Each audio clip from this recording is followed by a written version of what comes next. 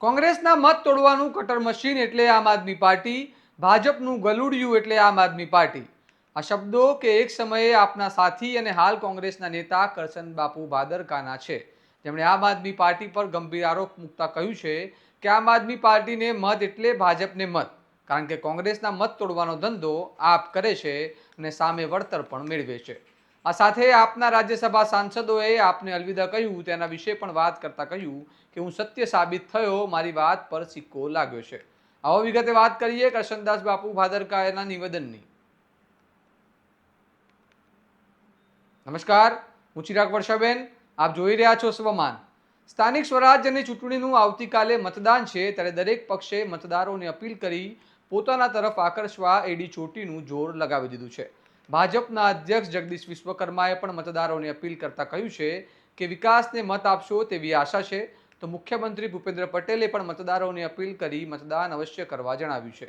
ત્યારે કોંગ્રેસના અમિત ચાવડા દ્વારા પણ મતદારોને કોંગ્રેસ તરફી મતદાન કરવા, અવશ્ય મતદાન કરવા અપીલ કરાઈ છે.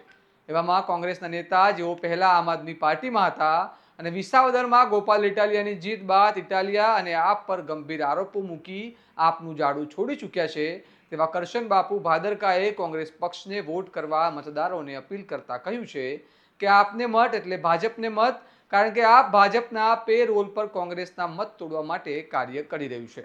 સાથે જ તેમણે ભૂતકાળમાં કહેલી વાતો સાચી થઈ તેમ કહેતા આપના 7 રાજ્યના સભાના સાંસદો અને આપને અલવિદા કહ્યું છે તે વાત યાદ કરાવી છે. સાંભળો કરશન બાપુ ભાદરકાએ શું કહ્યું.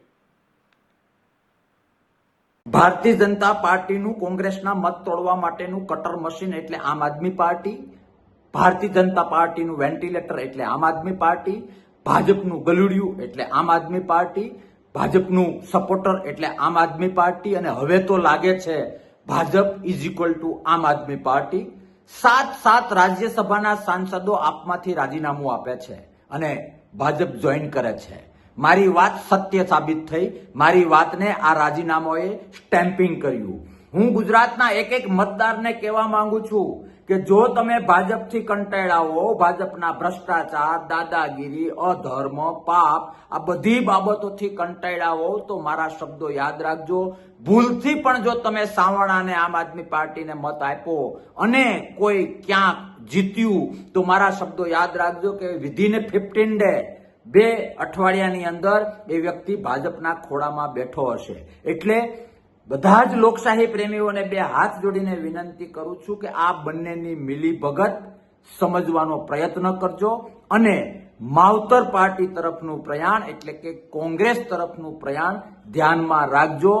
આમ આદમી પાર્ટીને મત એટલે ભાજપને મત, કારણ કે ભાજપના ઈશારે આમ આદમી પાર્ટી કોંગ્રેસના મત તોડવાનો ધંધો કરે છે અને સામે વળતર પણ લે છે. એટલે જાગીએ, લોકશાહીના રક્ષક બનીએ, ગુજરાતને બચાવીએ, દેશને બચાવીએ. ફરીથી રિપીટ કરું છું, મારા શબ્દો યાદ રાખજો. ટૂંક સમયમાં આખું આમ આદમી પાર્ટી ભાજપમાં રૂપાંતરિત થશે અને આ બંને ભાજપ અને આમ આદમી પાર્ટી લોકશાહીના દુશ્મનોથી બચવું હોય તો માવતર પાર્ટી એક જ વિકલ્પ છે. આવો કોંગ્રેસ તરફ પ્રયાણ કરીએ, પંજાને મત આપીએ, સત્ય તરફ રહીએ, લોકશાહી પ્રેમી પુરવાર થઈએ. જય હિન્દ, ભારત માતા કી જય. તો કરશન બાપુ ભાદરકાએ આપ બરાબર ભાજપ તેવું કહ્યું છે. તો તમને શું લાગે છે? અમને કમેન્ટમાં જરૂરથી જવાબ આપો અને આ પ્રકારના વિશ્લેષણવાળા સમાચાર માટે તમારા સ્વમાનને લાઇક, શેર અને સબસ્ક્રાઇબ કરવાનું ભૂલતા નહીં. નમસ્કાર.